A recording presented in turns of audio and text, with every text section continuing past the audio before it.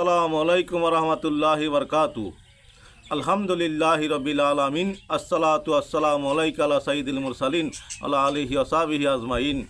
সমস্ত প্রশংসা একমাত্র মহান আল্লাহ তাআলার জন্যে এবং লাখো কোটি বরং তার চেয়ে বেশি দুরুদ ও সালাম শ্রেষ্ঠ নবী, প্রিয় নবী, নবীদের নবী রসুল পাক সাল্লাল্লাহু আলাইহি সাল্লামের উপর। সম্মানিত দিনী ভাই বোনেরা, সম্মানিত বিওয়াস, আশা করি মহান আল্লাহ তাআলার অশেষ রহমতে সকলে ভালো আছেন। তাই আসুন শুকরিয়াতান বলি আলহামদুলিল্লাহ। সম্মানিত দিনী ভাই বোনেরা, সম্মানিত বিওয়াস, আপনারা দেখছেন মদিনার পথে 97 ইউটিউব চ্যানেল।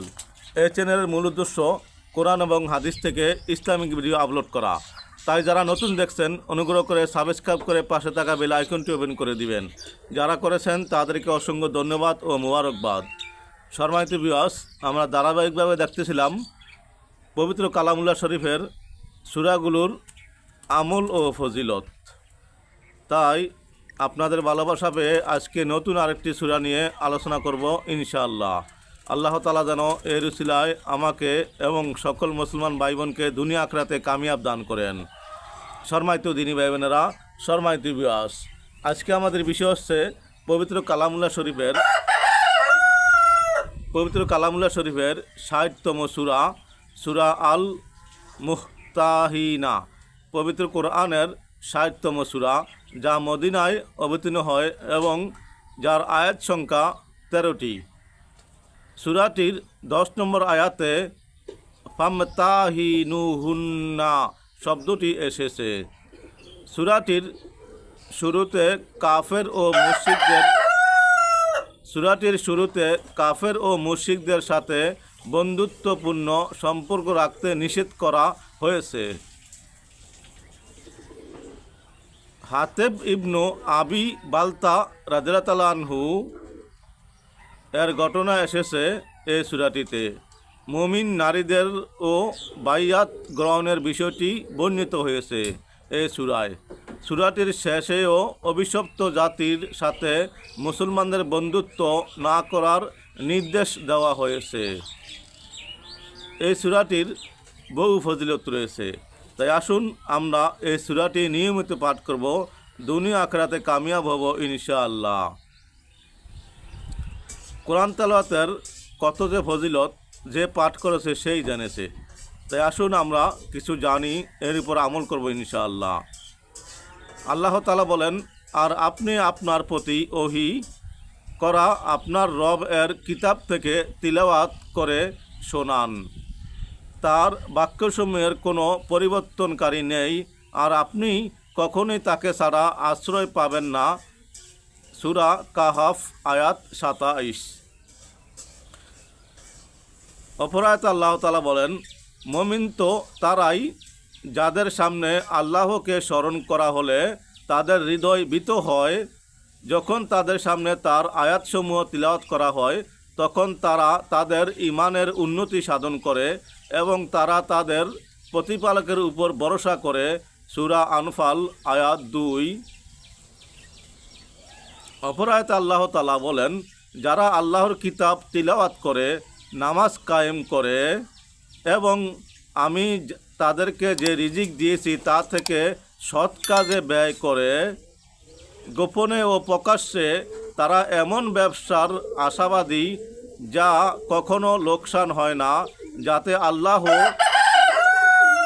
যাতে আল্লাহ তাদেরকে তাদের পূর্ণ প্রতিফল দেন এবং নিজ অনুগ্রহে আরও বেশি দান করেন। নিশ্চয়ই তিনি অতি ক্ষমাশীল, অত্যন্ত গণগ্রাহী। সূরা ফাতির আয়াত ২৯-৩০।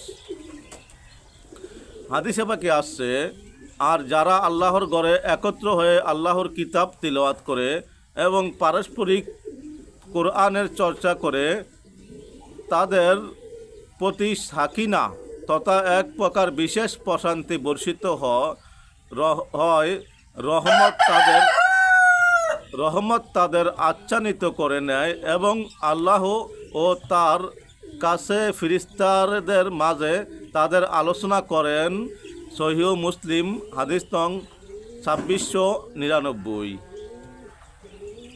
অপর হাদিসে আসছে, যে ব্যক্তি কোরআনের একটি হরফ পড়ল তার জন্য রয়েছে একটি নেকি, আর একটি নেকি 10 নেকি সমতুল্য। নবীজি সাল্লাল্লাহু আলাইহি সাল্লাম বললেন, আমি বলছি না যে আলিফ লাম মিম একটি হরফ, বরঞ্চ আলিফ একটি হরফ, লাম একটি হরফ এবং মিম একটি হরফ। এর দ্বারা বোঝা গেল 3টি হরফ একসাথে হলে 30টি নেকি। জামে তিরমিজি হাদিস নং 2910। অপর হাদিসে আসছে, যারা উত্তম রূপে কোরআন পড়বে তারা থাকবে অনুগ্রত সম্মানিত ফেরেশতাদের সাথে, আর যে কোরআন পড়তে গিয়ে আটকে যায় এবং কষ্ট হয় তার জন্য রয়েছে দ্বিগুণ সওয়াব।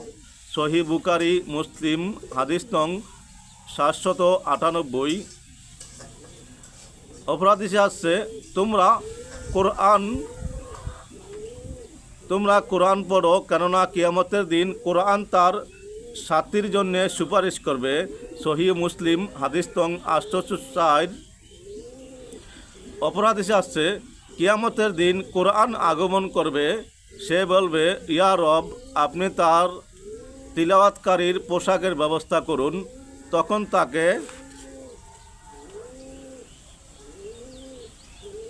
তাকে পোশাকের ব্যবস্থা করা হবে, সম্মানের মুকুট পরানো হবে।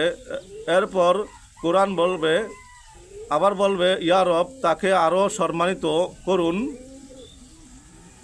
তখন তাকে সম্মানের পোশাক পরানো হবে। এরপর কোরআন বলবে, ইয়া রব, আপনি তার প্রতি সন্তুষ্ট হয়ে যান। তখন আল্লাহ তার প্রতি সন্তুষ্ট হয়ে যাবেন। তখন সেই কোরআনের সাহিবকে বলা হবে, তুমি কোরআন পড়তে থাকো আর জান্নাতের সমুন্নত প্রাসাদে চড়তে থাকো। প্রতিটি আয়াতের বিনিময়ে তাকে কল্যাণ দেওয়া হবে। জামে তিরমিজি হাদিস নং 2915। সম্মানিত ভিউয়ার্স, কোরআনে পাক তেলাওয়াতকারীর যে কত মর্যাদা তা বর্ণনা করা শেষ করা যাবে না। তাই আসুন আমরা নিয়মিত কোরআন পড়ি, দুনিয়া আখিরাতে কামিয়াব হই। সম্মানিত ভিউয়ার্স, উপকার মনে হলে অবশ্যই সাবস্ক্রাইব, শেয়ার ও লাইক করে পাশে থাকার আহ্বান রইল। আসসালামু আলাইকুম ওয়া রাহমাতুল্লাহি ওয়া বারাকাতুহু।